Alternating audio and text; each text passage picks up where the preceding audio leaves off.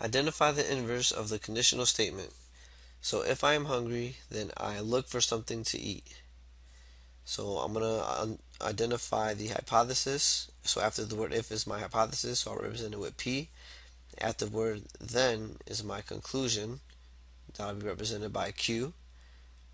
And they want me to identify the inverse. So what is the inverse of this statement? So I have a statement of the form if P then Q, and in notational form that'd be P implies Q. If I want the inverse, I'm going to do the negation of each part.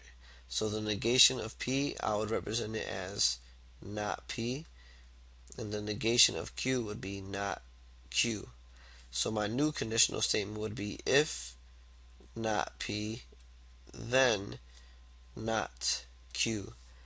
So what I'm going to do now is just look at what I had as P and Q and negate them, and I would just basically substitute those words in place of not P and not Q. So I should have if, so not P would be the negation of this. So if I am hungry, the negation would be I am not hungry. So if I am not hungry, then, so I look at the last part, not Q.